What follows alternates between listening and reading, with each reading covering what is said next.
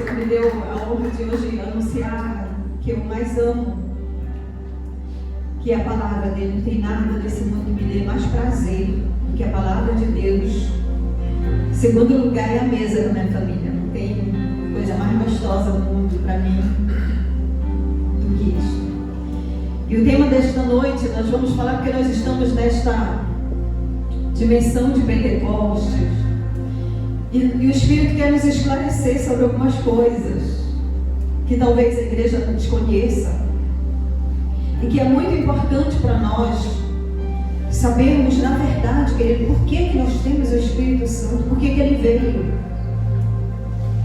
Nós precisamos mergulhar nas profundezas da revelação da palavra para sabermos porque eu tenho o Espírito Santo dentro de mim. Porque ele foi me dado. Porque eu fui selada por esse Espírito, imersa nesse Espírito. Porque que ele se move em mim. Hoje o Espírito vai nos esclarecer, amém? Amém. Eu convido você a fazer esse mergulho, porque hoje o tema, pode colocar lá, meu amor. O tema é Pentecostes. Era só clicar no slide seguinte, meu amor. É lá mesmo onde estava. Isso. Pentecostes, amados, é uma travessia definitiva. E é isso que nós vamos aprender com o Senhor. A fazer essa travessia definitiva. Amém? Então hoje é uma noite muito apostólica, muito profética, de muito poder e graça, porque o Espírito vai se mover no nosso meio. Diga eu creio. Glória a Jesus, aleluia. Te convido a orar primeiro comigo, antes de nós abrirmos a palavra e ouvirmos o som impetuoso das muitas águas, o som que troveja, que é o som do Espírito. Amém? Amém. Vamos fechar os olhos. Amor, se você puder diminuir um pouquinho aqui o ar, por favor. Vamos orar ao Pai querido. Eu gosto de orar abraçada com a palavra.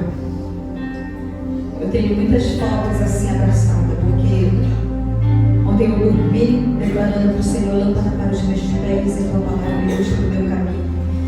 E quando eu acordei, esse foi o primeiro versículo que me veio à mente. Pai, nós queremos te agradecer pelo que vamos receber essa noite, pela revelação da tua palavra, porque ela instrui e dá sabedoria aos simples. Ela é mais doce que o mel e o destina nos favos. Ela nos torna, Senhor, mais sábios que os entendidos e mais prudentes que os velhos. Ela ilumina a nossa vida, dissipando toda e qualquer treva. E diante do poder da glória desta palavra, deste verbo encarnado, que é o Senhor Jesus Cristo, como Maria nos quedamos a teus pés, Senhor. Escolhemos a melhor parte nessa noite. Que o teu Espírito venha revelar o oculto e o profundo dessa palavra. Que nossos olhos sejam iluminados e que nós possamos vestir a roupa de glória do Senhor. O corpo glorificado, banhados nas águas da palavra, Senhor. E no poder desta palavra nessa noite, que fortalezas sejam quebradas, sofismas e altivezes.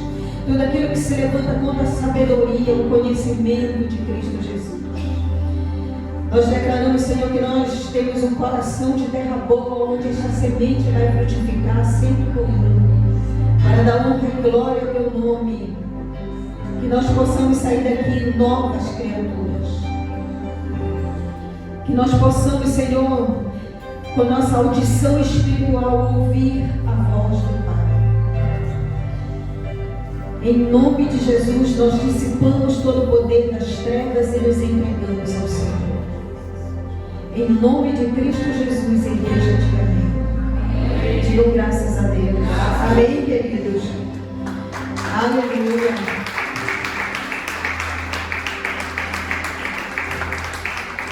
Glória a Jesus.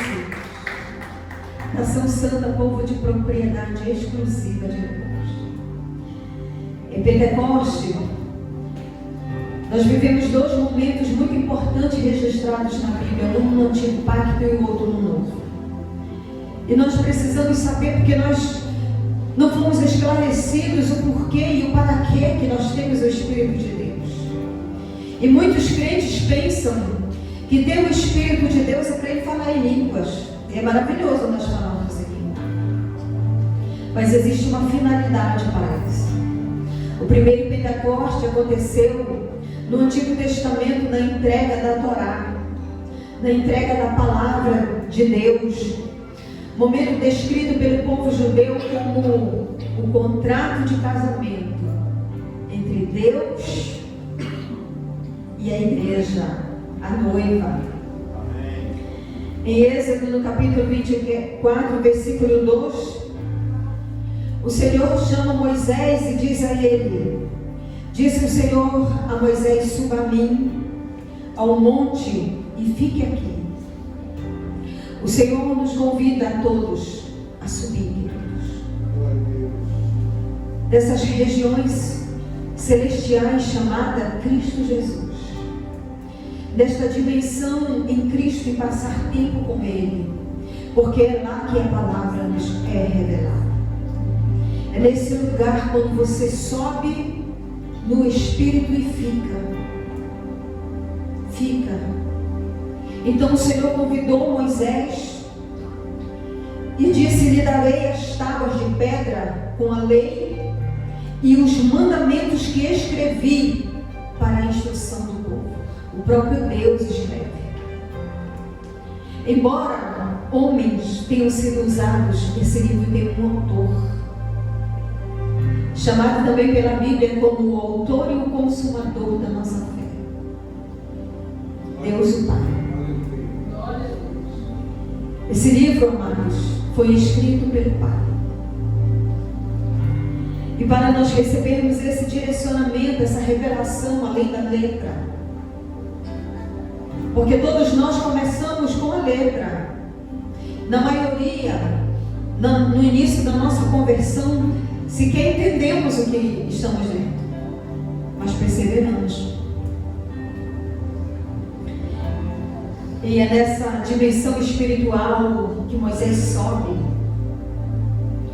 Deus dá a revelação da palavra escrita na pedra pelo próprio autor, e dá vários desenhos. Ele dá o desenho do propiciatório, da mesa, do candelabro, as cortinas do tabernáculo, o véu, o altar para os holocaustos, o azeite para os candelabros, as vestes sacerdotais, o sábado santo e muito mais. E Moisés passa muito tempo ali com o Senhor, porque Deus tinha muita coisa para entregar para ele. E enquanto Moisés está ali, ficando com o Pai, o povo que havia ficado aguardando por ele, sob os cuidados do sacerdote, se corrompe.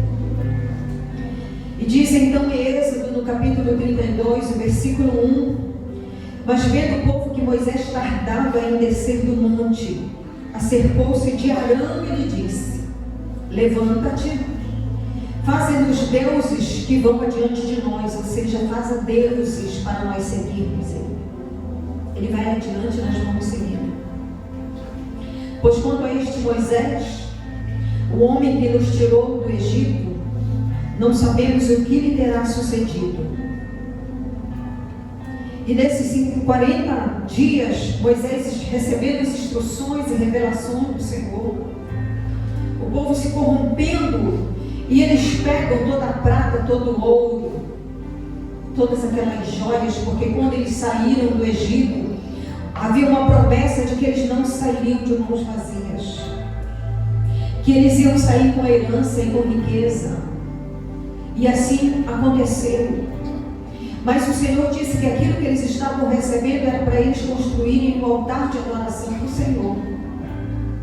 E eles pegam aquilo que Deus entregou para eles e constroem uma imagem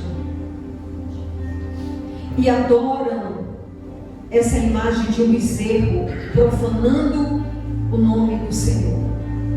O resultado disso foi que eles morreram, porque nós nos tornamos aquilo que nós adoramos. A Bíblia relata que Moisés, quando ele descia do monte após passar tempo com o Senhor, seu rosto brilhava, porque ele ficava parecido com a luz daquele a quem ele adorava. Em Salmos 115 nós vamos ler do versículo 4 ao 8, que nos diz: os ídolos dele de prata e ouro são feitos por mãos humanas. Tem boca, mas não podem falar. Olhos, mas não podem ver. Tem ouvidos, mas não podem ouvir. Nariz, mas não podem sentir cheiro. Tem mãos, mas nada podem apalpar. Pés, mas não podem andar. Nem emitem som algum com a garganta. Tornem-se como eles. Tornem-se como eles, aqueles que o fazem, e todos aqueles que neles confiam, todos aqueles que adoram, porque você se torna igual àquilo que você adora. E o Senhor está dizendo, quando nós adoramos imagens, e a maior estratégia do inimigo para a adoração de imagem se chama selfie, a adoração da própria imagem, aonde todas as pessoas do universo, crentes e descrentes, estão adorando. Só que a palavra do Senhor diz que fica sem vida, fica paralisado, fica sem expressão. E Deus diz que ia matar aquele povo que adorou a imagem no deserto. E todos eles de fato morreram. Os descendentes deles, os filhos, foi que entraram na terra prometida. Este é o primeiro Pentecoste, aonde o povo recebe as instruções de Deus, o contrato de casamento. E é ali, queridos, aonde há 4 mandamentos para Deus e 6 nas relações com o homem, que Jesus pegou esses 4 em relação a Deus e disse: amarás a Deus sobre todas as coisas, e os 6 em relação ao homem, as relações interpessoais, ele disse: amarás o teu próximo como a ti mesmo. No segundo Pentecoste, registrado no Novo Testamento, é o nascimento dos filhos desse casamento, onde o Espírito é concedido e nasce a igreja. E em Atos dos Apóstolos, no capítulo 2, do verso 1 ao 11, nós vamos ler todos esses versículos, porque eu quero que você compreenda com propriedade porque você tem o Espírito de Deus dentro de você. Porque você vai sair daqui para cumprir propósito nessa noite. Diz o versículo 1, chegando o dia de Pentecoste, porque eles estavam obedecendo uma palavra que Jesus disse: fiquem em Jerusalém até que do alto vocês sejam revestidos de poder. E então vocês serão as minhas testemunhas. Estavam todos reunidos num só lugar, não estava cada um na sua casa fazendo o que queria. Estavam todos reunidos, estavam unânimes na obediência do fica para receber. No verso 2 diz que de repente veio do céu um som como de um vento muito forte e encheu toda a casa na qual estavam assentados. E viram que pareciam línguas de fogo que pousava sobre cada um deles. E todos ficaram cheios do Espírito Santo e começaram a falar noutras línguas conforme o Espírito os capacitava. Diz o verso 5 que havia em Jerusalém judeus, tementes a Deus, vindo de todas as nações do mundo. Ouvindo-se este som, ajuntou-se uma multidão que ficou perplexa.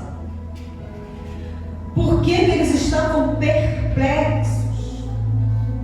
O que atraiu a atenção desses povos, dessas pessoas, desta multidão, o som que eles ouviram. E quando eles se aproximam, eles ficaram perplexos, porque cada um ouvia falar em sua própria língua.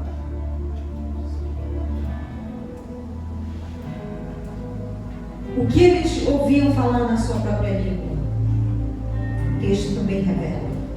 Do verso 7 diz que eles ficavam atônitos e maravilhados. Eles perguntavam: acaso não são galileus todos estes homens que estão falando?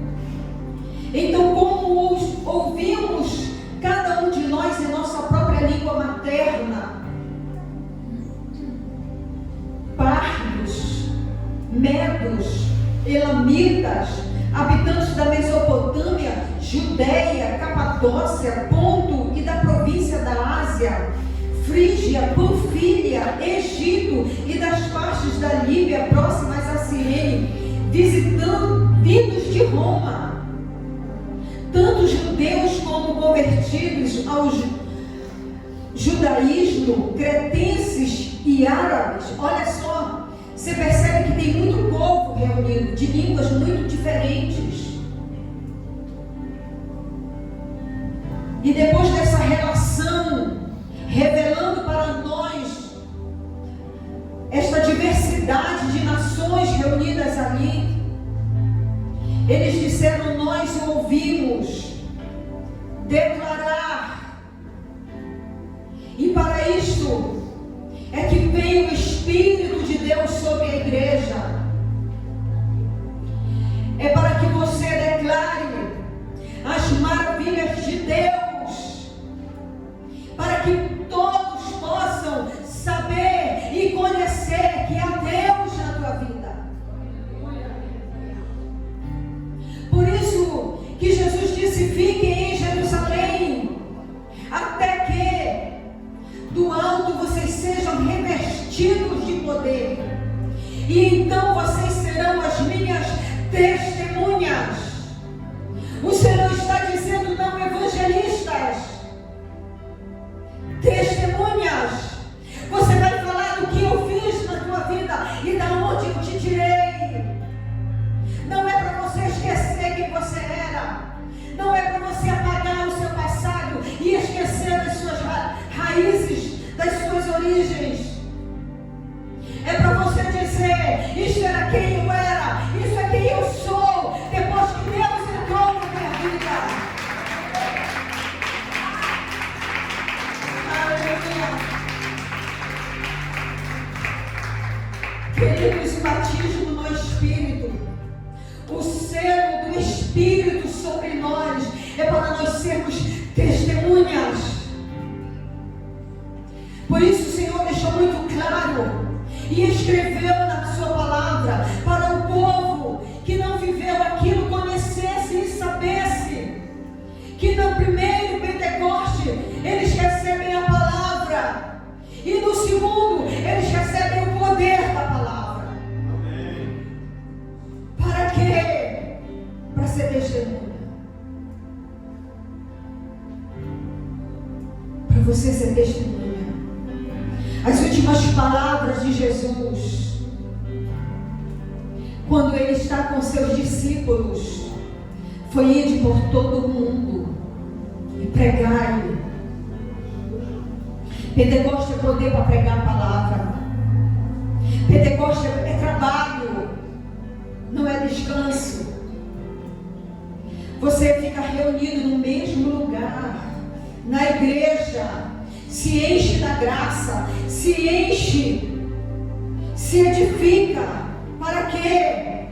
Para eu voltar para casa bem cheio, bem transbordante do Espírito e da glória do Senhor. Senhor para eu poder dizer que o culto foi uma bênção. Não.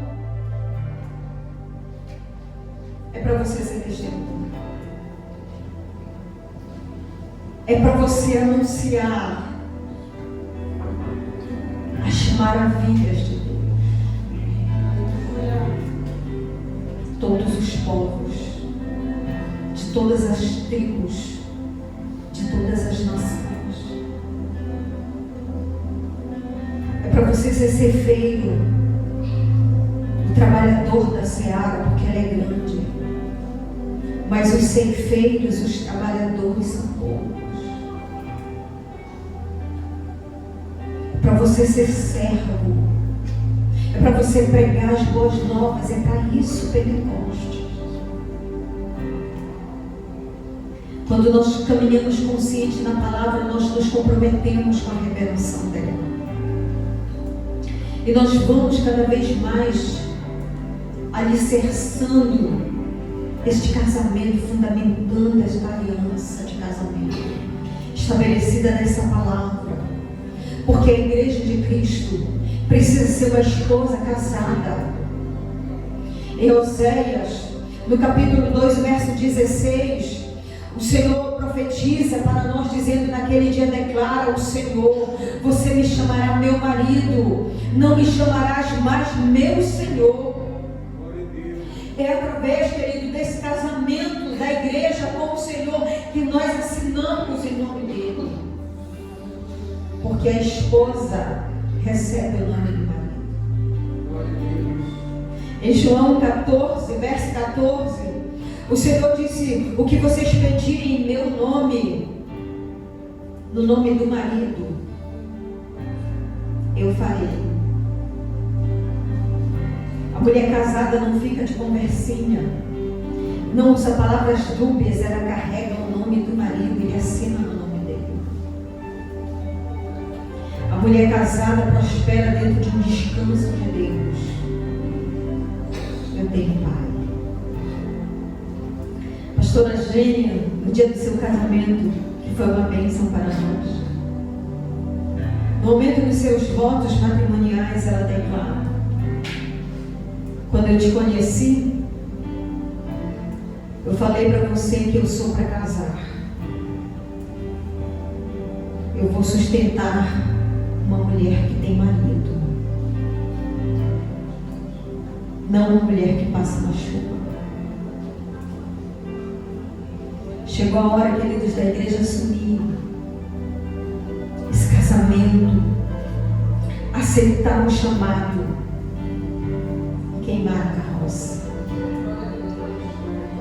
Agora nós vamos entrar num manto aqui, que só quem tem ouvidos para ouvir vai entender. Porque Eliseu, ao receber o chamado, ele queima a sua carroça. Em 1 de Reis, no capítulo 19, verso 19 a 21, diz que Elias saiu de lá e encontrou Eliseu, filho de Safate. Ele estava arando, ele estava trabalhando a terra, preparando a terra para receber a semente. E ele estava com 12 parelhas de bois, 12 número de governo, e estava conduzindo a 12ª parelha. Elias o alcançou e lançou a sua capa sobre ele.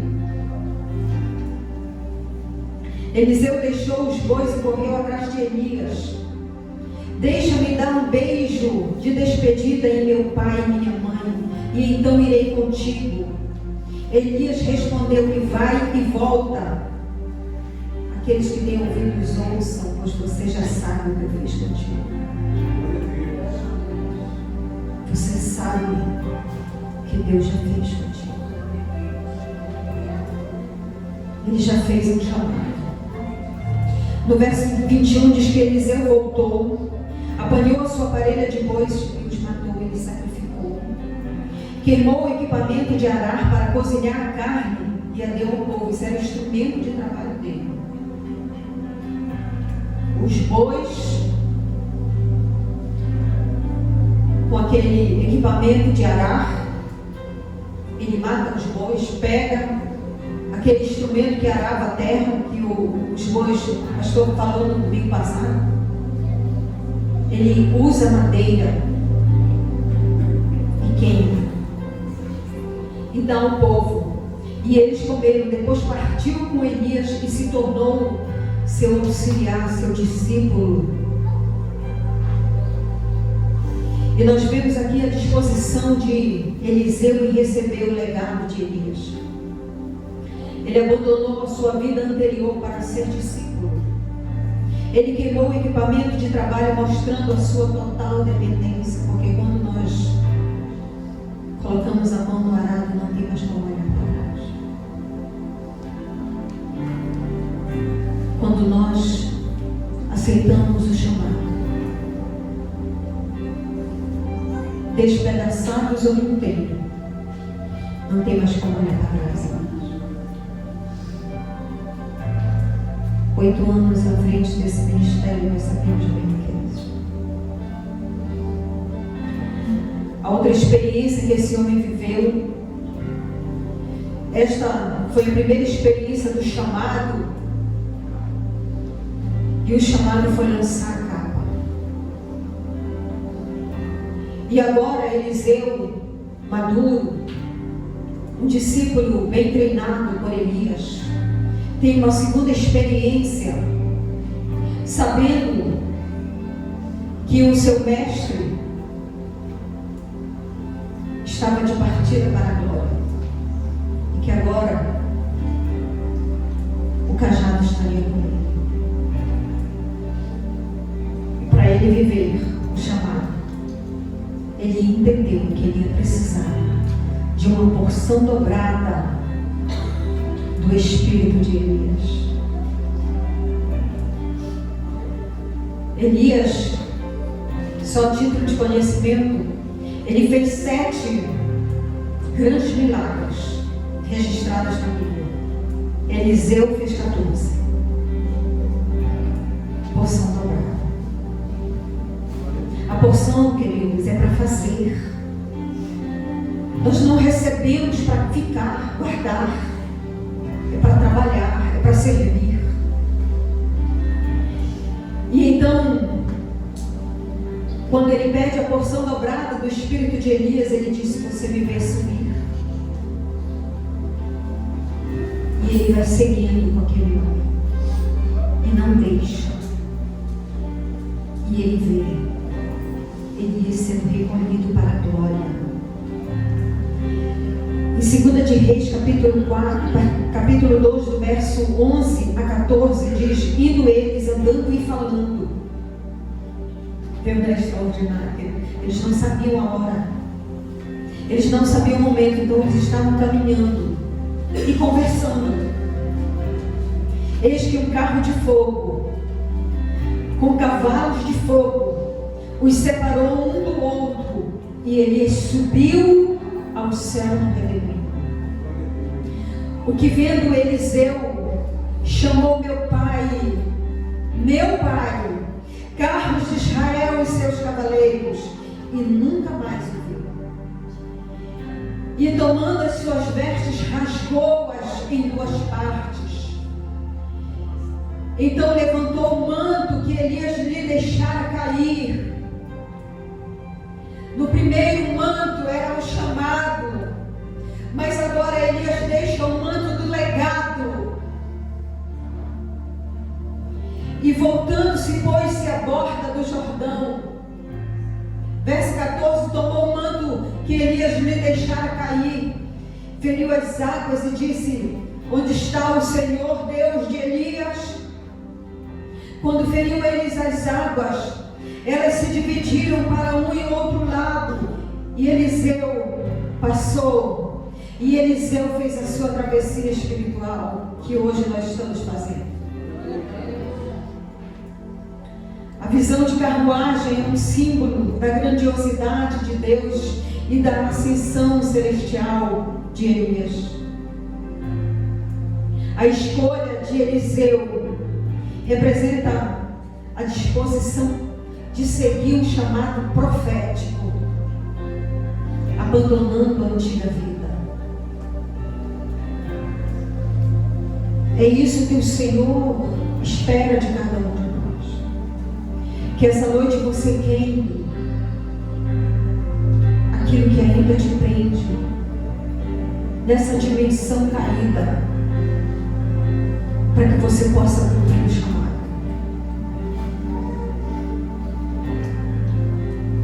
Quando Eliseu queima a sua carroça, mata seus bois, oferece ao povo aquela comida,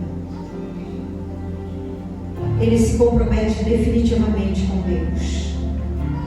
Assim aconteceu com Ruth, quando ela disse a Noemi, em Ruth capítulo 1, verso 16. Esse é meu texto que eu sempre declaro para o meu marido, que é um versículo muito usado em votos de casamento, quando ela diz: aonde fores irei, onde ficares ficarei, o teu povo será o meu povo e o teu Deus será o meu Deus. Essa palavra, além de ser utilizada no voto de cerimônia de casamento, ela também estabelece destino profético. Queimar a carroça que ara também significa para nós que o tempo de arar a terra, que o nosso tempo de trabalho acabou. Porque é hora de nós atravessarmos, e lá vamos nós para um novo nível de vida espiritual com Deus. Nesse novo nível, queridos, você precisa receber o que Jesus diz. Está em Marcos, no capítulo 16, o versículo 15 a 20.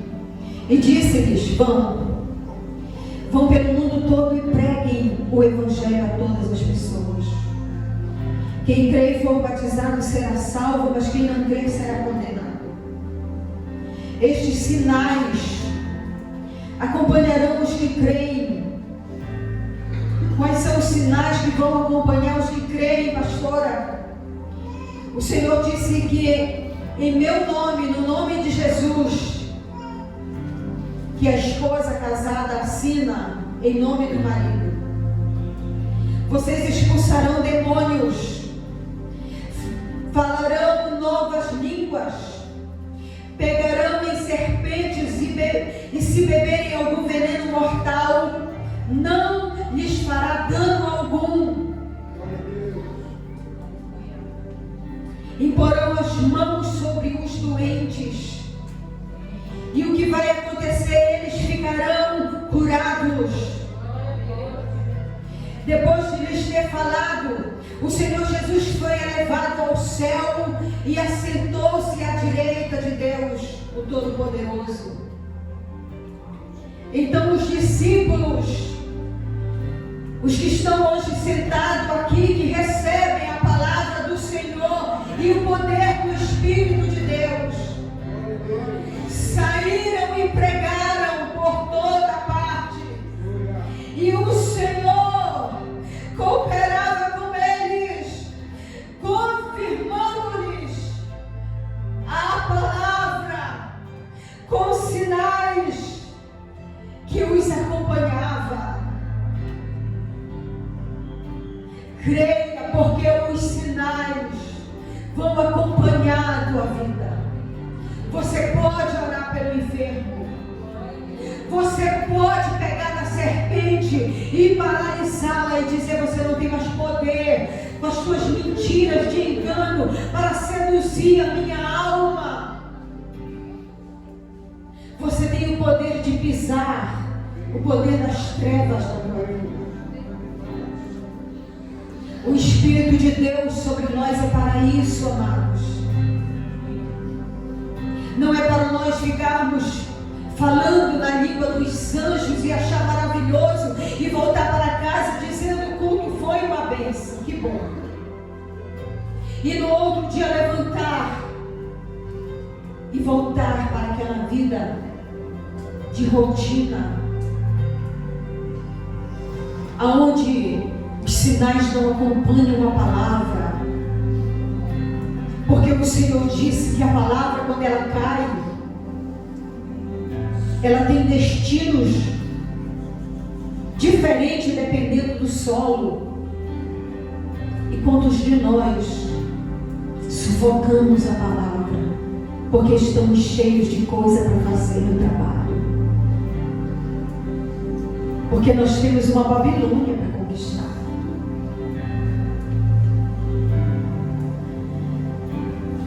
Creia, você tem esse poder. Ele foi derramado, ele está sobre você. Em Hebreus no capítulo 11, verso 6, o Senhor disse: de fato, sem fé é impossível agradar a Deus. Você quer agradar a Deus? Acredite nas Escrituras. Porquanto é necessário que aquele que se aproxima de Deus creia. Ele existe. E que se torna galardoador, presenteador daqueles que o buscam, daqueles que buscam as bênçãos, não daqueles que buscam a Ele. Quando nós chegamos na presença do Senhor apenas para falar sobre nós e para pedir as coisas que nós queremos, Ele não dá garantia de que nós vamos ser galardoados, mas Ele disse que você buscar a mim.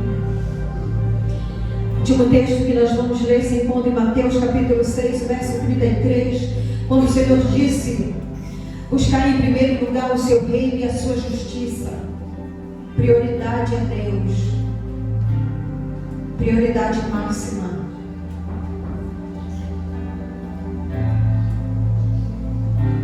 Busca Deus, busca esse reino.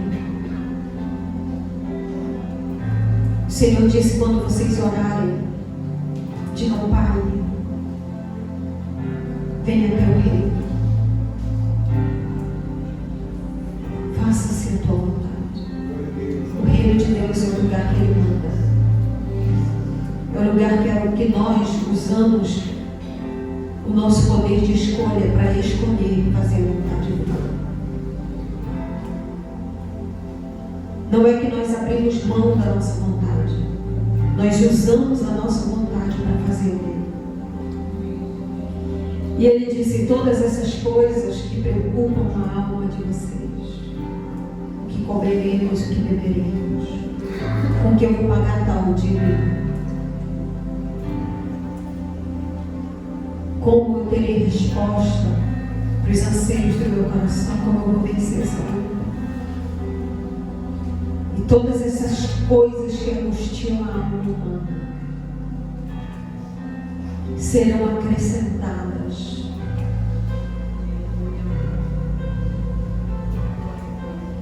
Porque a vida abundante você já tem em Cristo. Todo o resto vai ser acréscimo, porque a preciosidade da riqueza já está dentro de nós.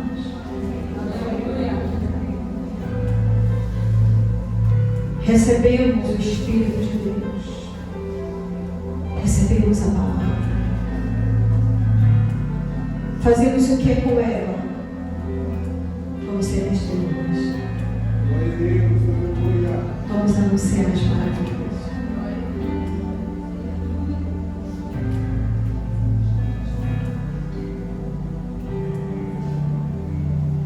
Quando nós saímos,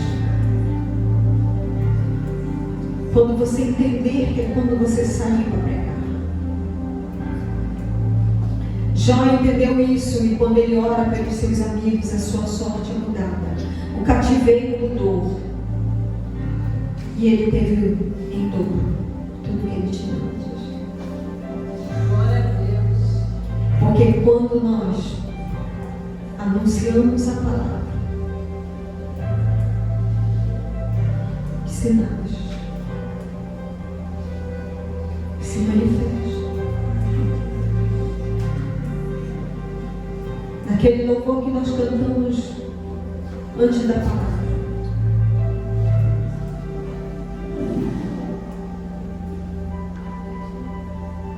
eu conheci que eu era suficiente para ti quando eu aprendi a descansar. E foi muito difícil para eu aprender a descansar. No não há ensinamento. Quando eu quis buscar ajuda no Egito, o Senhor disse: fica. E eu fiquei. Porque a coisa mais difícil do ser humano é ficar. Porque nós achamos que a nossa conquista está no ir, conquistar no ir. E o Senhor disse: quando você me busca com prioridade de vida, e todas as coisas são acrescentadas, porque o Senhor confirma a palavra. Assim seja. E assim diz o Senhor. Vamos orar ao Pai. Fique de pé. A minha equipe de mídia já pode tirar o vídeo. Nós vamos fazer um momento. Você foi profundamente